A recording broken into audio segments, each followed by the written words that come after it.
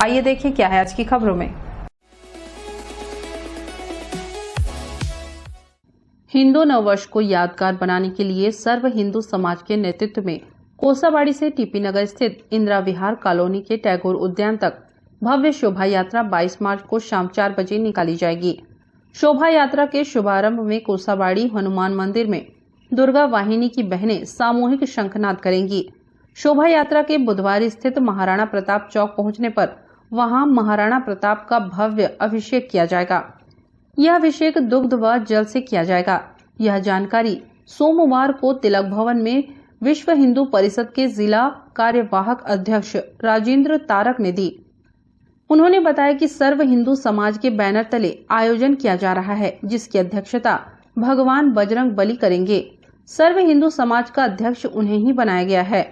आयोजन में विश्व हिंदू परिषद के साथ हिंदू जागरण मंच के जिला संयोजक आशीष सिंह, धर्म सेना के जिलाध्यक्ष सदानंद राठौर, कोरबा सतनामी कल्याण समिति से मनोज मनहर, गोड़ समाज के बाबूलाल राज, सिख समाज से राम सिंह राजपाल, इंदिरा विहार समिति महिला मंडल के अध्यक्ष रश्मि सिंह राणा मुखर्जी समेत अनेक समाज सेवी संगठनों के प्रमुखों के सहयोग से आयोजन को सफल बनाने की तैयारी की गई है। आज के इस कार्यक्रम रखने का उद्देश्य है कि हम 22 तारीख को हिंदू नववर्ष है और इस कार्यक्रम में सभी समाज, सभी वर्ग, सभी जाति जो भी हिंदू मापदंडों पर अपने आप को हिंदू समझते हैं, वे सभी परिवार इस कार्यक्रम में शामिल हों और हिंदू नववर्ष यानी कि सृष्टि के निर्माण दिवस को पूरे समाज एक साथ मिलकर भव्यता के रूप में मनाए। ये हमारा उद्देश्य है। इस आयोजन के द्वारा सभी हिंदू एकत्रित हों, अपनी छोटी छोटी मतभेद को भुलाकर सभी एक मंच पर आए और अपने हिंदुत्व की रक्षा करते हुए अपने समाज के को आगे बढ़ाते हुए आज इस कार्यक्रम में आए और हिंदू नववर्ष को पूरे परिवार मनाए। शोभा यात्रा कोसाबाड़ी चौक से 4 बजे प्रस्थान करेगी और उसके बाद भव्य स्वागत होते हुए सुभाष चौक, निहारिका, आपका घंटाघर, बुधवारी होते हुए सीएसबी चौक से टैगोर उद्यान में समापन होगी। शोभा यात्रा में आकर्षण का मुख्य केंद्र है। शोभा यात्रा प्रारंभ होने के समय ही हमारी दुर्गा वाहिनी की बहनों के द्वारा शंखनाद की जाएगी। 51 किन्नरों के माध्यम से महा आरती का आयोजन है और पूरे शोभा यात्रा में सभी समाज के अपनी अपनी जो हमारी भारतीय संस्कृति की लोक नृत्य है, जैसे पंथी नृत्य है सतनामी समाज के द्वारा, गोड़ समाज के द्वारा आपका कर्मा नृत्य है, हमारी आदिवासी बहनों के द्वारा कर्मा नृत्य का कार्यक्रम है और आपका पश्चिम बंगाल से झाक बाजा है, इतवारी से आपका ढोल ताशा रहेगा, कोरबा से प्रतिमा की विशेष झांकी रहेगी और विशेष करके आप डमरू वादन के लिए उज्जैन से हमारे डमरू वादक आएंगे जो कि एक इस भव्यता को और भव्य बनाएंगे।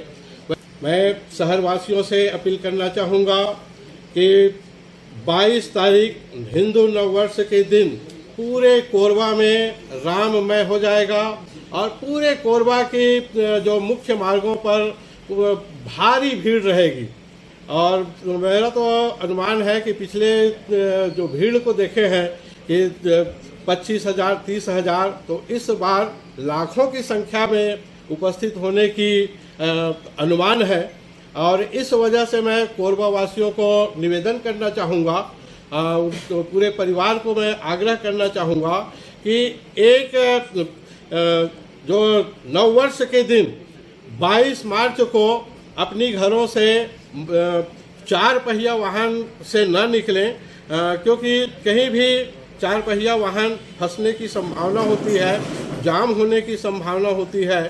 इसलिए मैं चाहूँगा कि एक दिन के लिए पूरे कोरबा के हिंदू परिवार, कोरबा वासी सभी एक दिन अपने वाहनों को घर पर छोड़कर एक नज़ारा देखने के लिए पैदल ही सभा स्थल पर, कार्यक्रम स्थल पर आए, शोभा यात्रा में शामिल हों और ये भव्य कार्यक्रम की अपने आप को साक्षी बनाए, ऐसा मैं आग्रह करता हूँ। बुधवार को आयोजित होने वाले हिंदू नववर्ष पर भव्य शोभा यात्रा के लिए सर्व हिंदू समाज द्वारा हनुमान जी की अध्यक्षता में तैयारियों का दौर जारी है। बड़ी संख्या में सभी समाज के लोग बढ़ चढ़कर हिस्सा ले रहे हैं। सभी हिंदू संगठनों एवं समाजों ने भव्यता बनाए रखने का संकल्प लिया है। हिंदू नववर्ष का यह आयोजन कोरबा शहर का ऐसा आयोजन है जिसमें हर साल लोग सारे मतभेद भूलकर एक दूसरे के साथ हर्षोल्लास से कदम ताल मिलाकर चलते हैं। शोभा यात्रा के लिए कोरबा शहर को भगवान के लाइटिंग कटआउट, झंडे, तोरण, मनमोहक एंट्री गेट एवं लाइट व झालर से सजाया जा रहा है। प्रशासन के साथ हुई बैठक में समिति द्वारा तय मार्ग व्यवस्था और आयोजन में सम्मिलित सभी कार्यक्रमों से जिला प्रशासन को अवगत कराया गया है। इस भव्य शोभा यात्रा में जिला प्रशासन, पुलिस प्रशासन का सहयोग प्राप्त हो रहा है। विभिन्न राज्यों की झांकी का रहेगा आकर्षण। शोभा यात्रा में सर्व हिंदू समाज द्वारा इस दिन विशाल बाइक रैली व भव्य शोभा यात्रा का आयोजन किया गया है। इसमें सभी समाज की समान सहभागिता रहेगी। शोभा यात्रा कोसाबाड़ी स्थित श्री हनुमान मंदिर से चलकर टैगोर उद्यान ट्रांसपोर्ट नगर तक शहर के प्रमुख चौराहों से गुजरेगी। सर्व हिंदू समाज ने इस आयोजन में देश के विभिन्न लोक नर्तकों को भी आमंत्रित किया है। इस ऐतिहासिक रैली को छत्तीसगढ़ के सुपरस्टार अनुज शर्मा अपने गीत संगीत व नृत्य से चार चांद लगाएंगे। नमस्ते कोरबा न्यूज के लिए अजय अग्रवाल के साथ संतोष अग्रवाल की रिपोर्ट।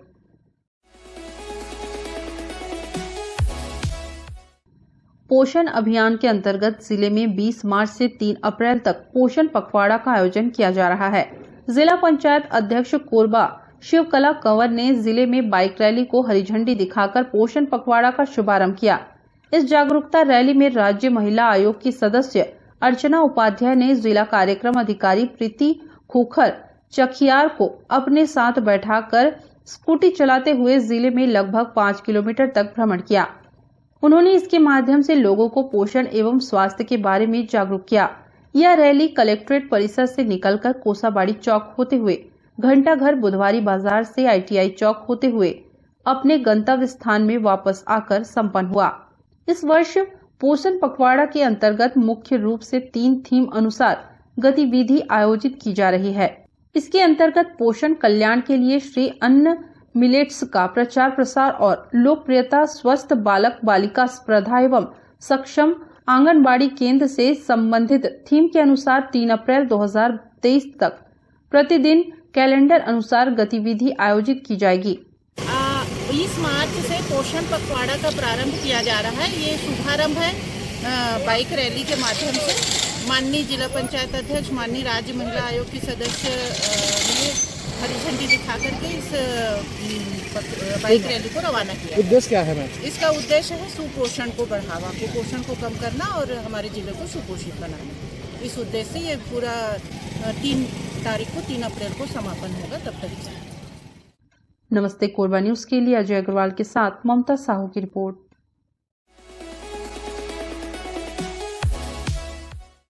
कोरबा को समस्या मुक्त शहर बनाने की परिकल्पना को साकार करने हेतु विकास के सभी क्षेत्रों में एक साथ कार्य किए जा रहे हैं।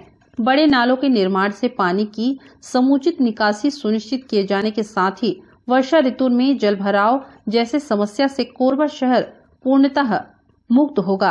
पूर्व में आधा दर्जन बड़े नालों का निर्माण कराया गया और अभी 4 बड़े नालों का निर्माण कराया जा रहा है।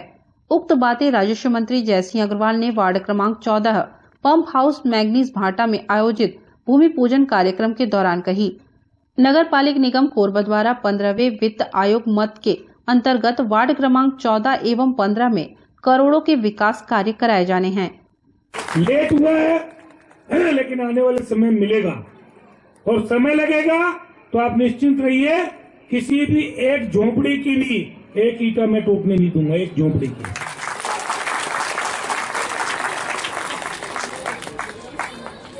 पहले भी हम लोगों ने एनटीपीसी की एक लेबर कॉलोनी को विस्थापित मैंने कराया था। 400 झोपड़ी थी, एनटीपीसी ने बिजली पानी काट दिया, बड़ी दयनीय स्थिति थी।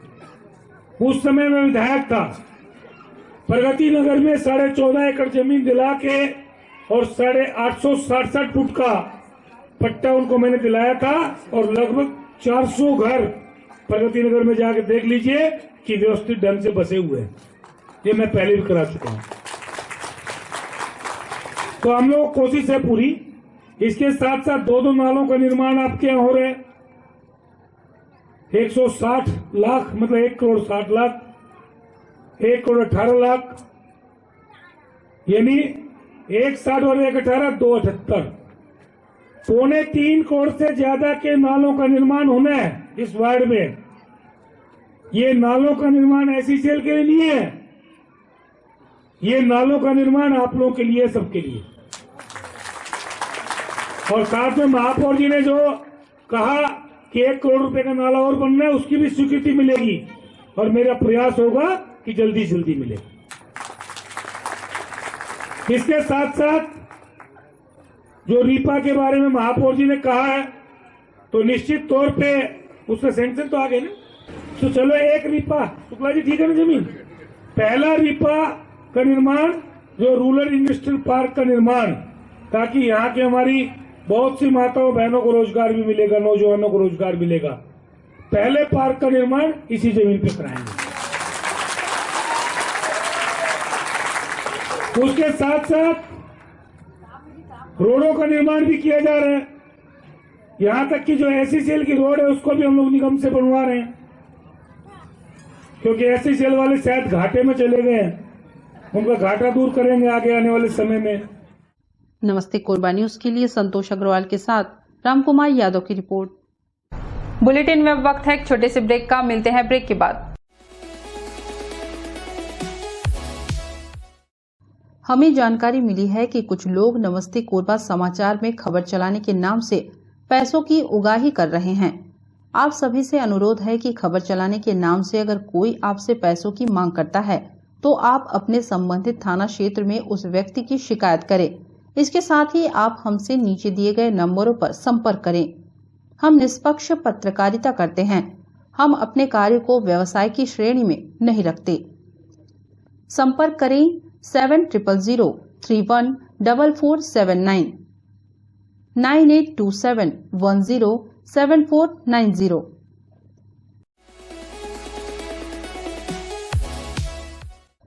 मां आदिशक्ति की आराधना का विशेष पर्व चैत्र नवरात्र की शुरुआत 22 मार्च से हो रही है। इस पर्व को मनाए जाने को लेकर जिले के सभी शक्ति स्थलों में तैयारियां पूरी हो गई है।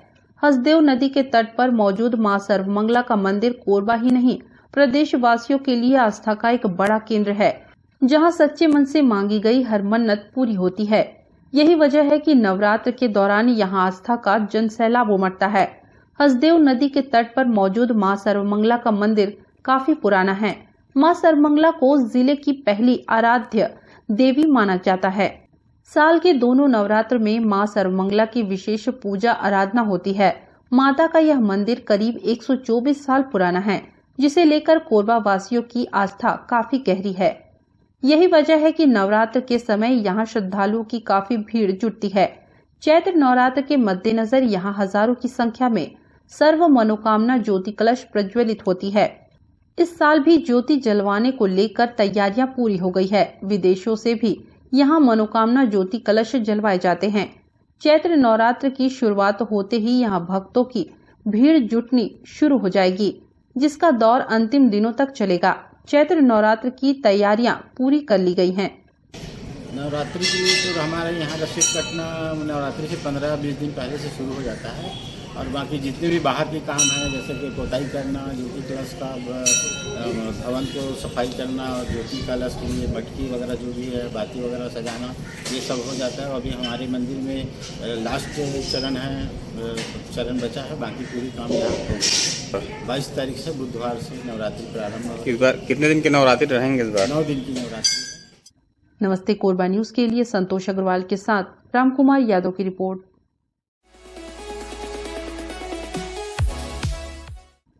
कोरबा नगर निगम में वार्ड क्रमांक 23 पंडित रविशंकर शुक्ल नगर एक बहुत बड़ा रिहायशी क्षेत्र है, लेकिन नगर निगम द्वारा यहां प्रदत्त सुविधाएं दोयम दर्जे की साबित हो रही हैं। कॉलोनी में मुख्य मार्ग की सड़क जर्जर अवस्था में है, वहीं दूसरी ओर थोड़ी सी बारिश होने पर लोगों को नाली के गंदे पानी को पार करके जाना पड़ता है। विजय अपार्टमेंट से सेंट पेलोटी स्कूल जाने वाले मार्ग में बारिश होने पर घुटनों तक पानी भर जाता है। यहां निवासरत लोगों ने बताया कि नगर निगम के अधिकारियों को कई बार इस समस्या से अवगत कराया गया है, परंतु नगर निगम के अधिकारियों ने पंडित रविशंकर शुक्ल नगर से नजरें फेर ली है।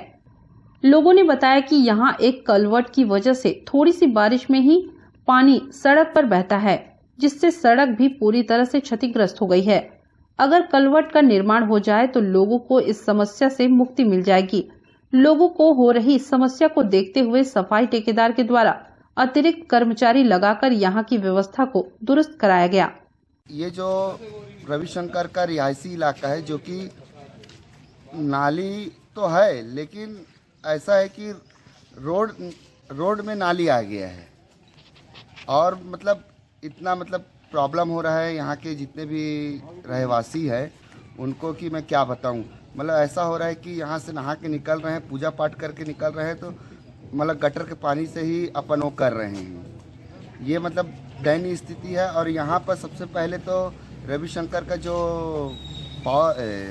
विजय अपार्टमेंट के जो स्कूल जाता है, वहाँ पर अपने को सबसे पहले तो कलवर्ट का निर्माण होना चाहिए। यहाँ समस्या यहाँ पे काफ़ी, ड्रेनेज सिस्टम यहाँ अच्छा है, बट ड्रेनेज सिस्टम होने के बावजूद भी लोग उसमें अपने बड़ी बड़ी प्लास्टिक्स वगैरह फेंक देते हैं, बैग वगैरह फेंक देते हैं, जो कि नालियों को काफ़ी जाम कर देता है। और नालियों का पानी ओवरफ्लो होने की वजह से यहाँ की जो सड़कें हैं वो सड़कें क्षतिग्रस्त होती हैं। क्षतिग्रस्त होने की वजह से बहुत सारी प्रॉब्लम क्रिएट होती है। लोग आने जाने में पूरे नाली का पानी ओवरफ्लो होता है। कोई नहा धो के मंदिर जा रहा है, कोई अपने काम काज में जा रहा है, तो उसको वो गंदे पानी से होकर क्रॉस करना पड़ता है। तो हमारे रविशंकर शुक्ल नगर में लोगों को ये थोड़ी जागरूकता होनी चाहिए कि ये सारी चीज़ें ना करें। इससे सफाई कर्मियों को भी साफ़ सफाई करने में प्रॉब्लम होती है। दूसरा चीज़, आए दिन इस वजह से कोई बाइक स्लिप हो जा रही है, गड्ढे हो जा रहे हैं, बच्चों को प्रॉब्लम होता है। पूरा पानी ऊपर से जब नीचे फ्लो होता है इसलिए ओवरफ्लो होता है क्योंकि नालियाँ जाम है पूरी। ये काफ़ी टाइम से ये बना हुआ है कलवर्ट, और इस कलवर्ट में क्या होता है कि जो भी चीज़ें आती हैं इसमें फंस जाती है। फंसने की वजह से सारा चीज़ ओवरफ्लो होने की वजह से सारी चीज़ें क्षतिग्रस्त होती हैं। हमारे जो जागरूक लोग हैं, कृपया करके कोई भी वेस्टेज आप अपने डस्टबिन में डालें, और जो कचरे वाली गाड़ी आती है जो आपको साफ़ सफाई करती है, आपके साफ़ सफाई रखती है आपके पूरे एरिया को, उसमें ही डालें, या ना कि आप नालियों में अपना सारी वेस्टेज चीज़ डालें। उससे काफ़ी प्रॉब्लम होती है और इसी वजह से सभी लोग बहुत प्रॉब्लम में। नमस्ते कोरबा न्यूज के लिए अजय अग्रवाल के साथ रामकुमार यादव की रिपोर्ट।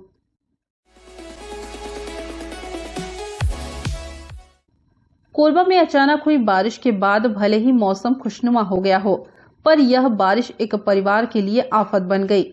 रात में हुई झमाझम बारिश के बाद इस घर में एक कोबरा सांप घुस आया। इसके बाद यह परिवार कई घंटों तक बंधक बनकर एक कमरे में बैठा रहा। यह मामला कोरबा के दादर खुर्द का है। बताया गया कि इस परिवार की एक महिला खाना बनाने की तैयारी कर रही थी, तभी उनकी निगाह अचानक सांप पर पड़ी जो घर में रेंग रहा था। इसके बाद तो पूरे परिवार में कोहराम मच गया। सबकी जान अटक गई और डरा सहमा परिवार भागकर दीवार पर बने रैक में बैठ गया।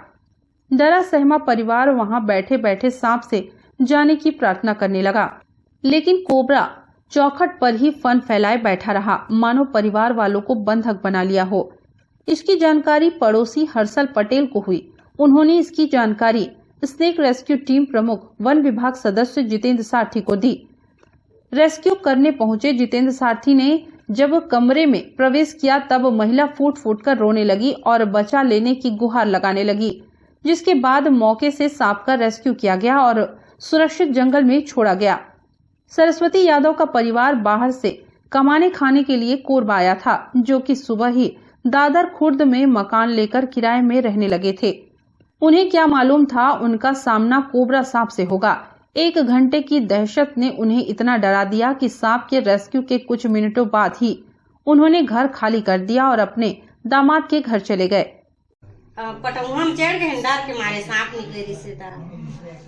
हाँ, खाना बनाए बजात रहे हम तो देखता रहे पूरा पटौहा में चेक रहे। हम दादर में पुरानी बस्ती में एक हमारे जो पड़ोसी हैं नए किराएदार थे, वो अभी मतलब आज रहना स्टार्ट किए थे। तो मतलब उनके यहाँ मतलब रूम में जहाँ पे वो लोग रहते हैं वहाँ पे एक नाग सांप कोबरा जो है आ गया था। तो वो क्या है कि ना मतलब लोग जो है मतलब रहने के लिए मतलब नीचे जमीन में थे और जिसके कारण वो एकदम मतलब डरे हुए थे और सांप जो है उनके ही कमरे के जस्ट बाहर में था, जिससे